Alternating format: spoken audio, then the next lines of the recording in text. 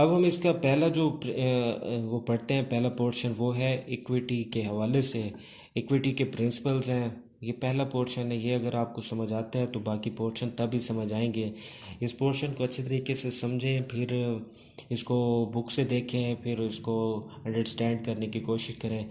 Last time भी इसके ऊपर एग्जांपल बना के उसने दी थी। आप इसको अच्छे तरीके से अंडरस्टैंड करें, क्रैम ना करें। क्रैम करने से फ़ायदा नहीं होगा।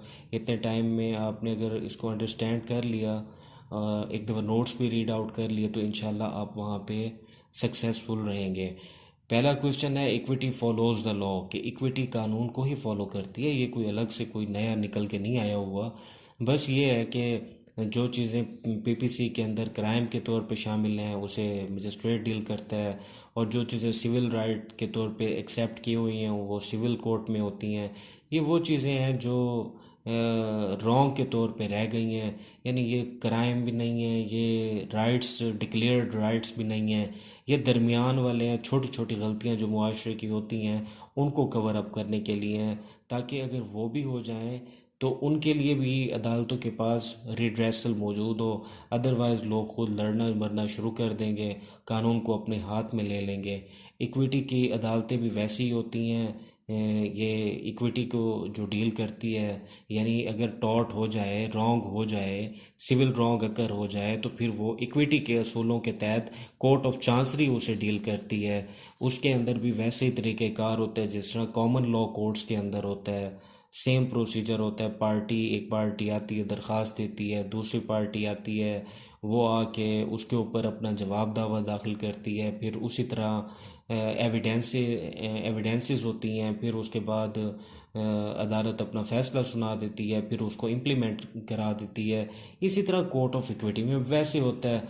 इसमें सिर्फ फ़र्क ये है, जो कानून के अंदर शामिल नहीं हो सके, अभी तक उसके ऊपर कानून साजी नहीं हुई, लेकिन मुआशरे के अंदर गलती के तौर पे मौजूद हैं, तो उन गलतियों का भी कोई ना कोई अवाम को रिड्रेसल प्रोवाइड करना कानून की मंशा है। ये कोई कानून से बालातर कोई चीज़ नहीं है, बल्कि ये तो कानून का एक सप्लीमेंट है। कानून के अंदर जो गैप्स हैं उनको फिल करने के लिए है। इसके अंदर जो इसने इंट्रोडक्शन में लिखा है, equity has no clash with law, neither it overrides the provision of law, nor it is a enemy of law. ना ही ये कानून की शराइत को, ना ही ये कानून के सेक्शंस को तोड़ती है, ना ही इसकी कानून के साथ दुश्मनी है। It adopts and follows the basic rule of law, के ये जो है कानून के उन्हीं असूलों को ही मानती है जो कि आम अदालतों में होता है। बस यहाँ पे ये है कि अगर आपके पास आम कानून के तहत कोई रेमेडी मौजूद नहीं है, तो फिर आप जो है किस अदालत का रुख करेंगे? इक्विटी की कोर्ट का करेंगे, यानी कोर्ट ऑफ चांसरी में जाएंगे, वहाँ से जाके अपनी रेमेडी सीख करेंगे।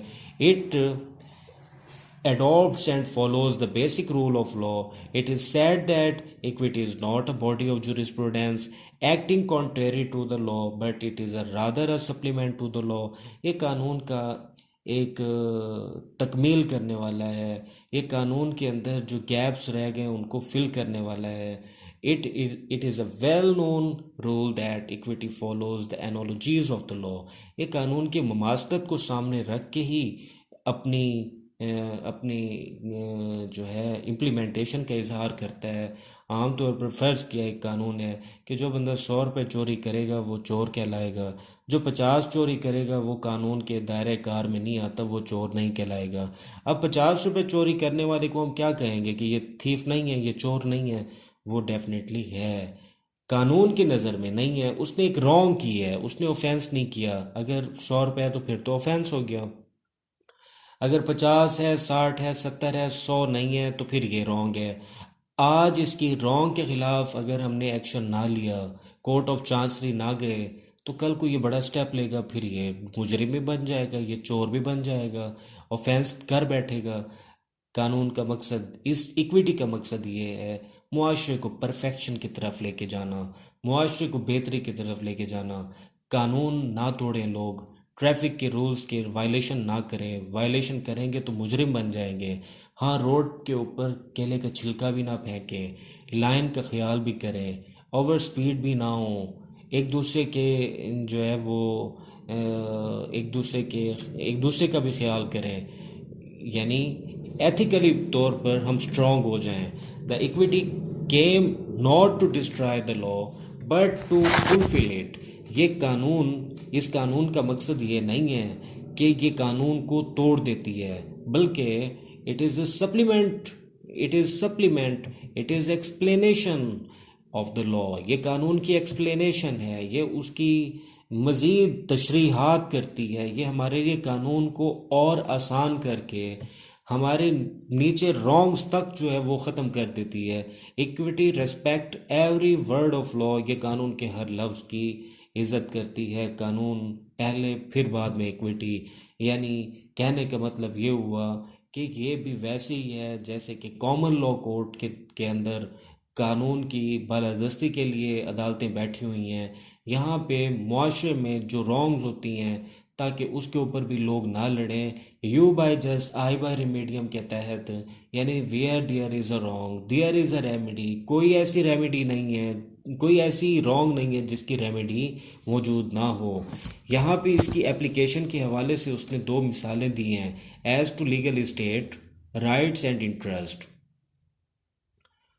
कि जो एक कानूनी स्टेट है, एक कानूनी माहौल, स्टेट कहते हैं माहौल को, माहौल एक ख़ास इलाके को कहते हैं। जिस तरह मोहल्ला लफ्ज़ आप सुनते हैं, पहले होते थे मोहल्ले होते थे, अब कॉलोनियाँ बन गई हैं। तो estate as to legal estate एक माहौल, एक इलाका, एक कित्ता, उस कित्ते के ऊपर जो राइट्स और इंटरेस्ट होते थे लोगों के, उनको कानून के मुताबिक ही उसके ऊपर कोई वे आउट देना। मिसाल के तौर पे हमारे पास मौजूद नहीं है कि अगर लंबरदार एक इलाके का बना हुआ है, अगर लंबरदार दुनिया से रुखसत हो जाता है तो उसके लिए फिर क्या असूल है, उसको फिर उसकी जगह पे कौन बनेगा। इक्विटी कहती है रोल ऑफ प्रीमो जनरेचर, यानी बाप का जो बड़ा बेटा होगा फिर वो उसका वारिस कहलाएगा, बड़ा वारिस कहलाएगा, वो उसका बनेगा, लंबरदार बनेगा। अगर बड़ा बेटा भी फौत हो गया है तो फिर उसका जो बड़ा बेटा होगा, यानी बड़े बेटे का बड़ा बेटा, वो बनेगा। अगर बड़े बेटे की औलाद नहीं है तो फिर बड़े बेटे के बाद दूसरा बेटा चला जाएगा, दूसरे नंबर पे बेटे को ये शिफ्ट हो जाएगा। इसी तरह as to equitable rights and interest, के जायदादें होती हैं, फिर लोग फौत हो जाते हैं, दुनिया से रुखसत हो जाते हैं, तो फिर वो जायदादें कहाँ जाती हैं। इक्विटेबल असूल के मुताबिक हमारे पास तो चले पाकिस्तान में शरीयत का कानून मौजूद है कि वारसों को चला जाता है, जो उसके लीगल हियर्स होते हैं उनको चला जाता है। लेकिन जहाँ पे शरई कवानीन ना हो, यानी एक हिस्सा बेटी को, दो हिस्से बेटे को और 1/8 बेवा को, यानी ये तकसीम जहाँ पे ना हो, मैं बरतानिया की बात कर रहा हूँ, वहाँ पे जो है वो जायदाद डिसेंडेंट्स को चली जाती है, यानी उनकी औलादों को चली जाती है, आगे मुंतकिल हो जाती है। इसी तरह दूसरा इसके अंदर जो असूल दिया हुआ है, who comes to equity must to equity, जो शख्स चाहता है उसके साथ असूल निस्बत बरती जाए तो वो असूल निस्बत के लिए ख़ुद भी जो है वो तैयार रहे। It means that to obtain an equitable relief, the plaintiff must himself be prepared to do equity। जो शख्स चाहता है कि उसके साथ इंसाफ का मामला बढ़ता जाए तो वो ख़ुद भी इंसाफ के लिए तैयार रहे।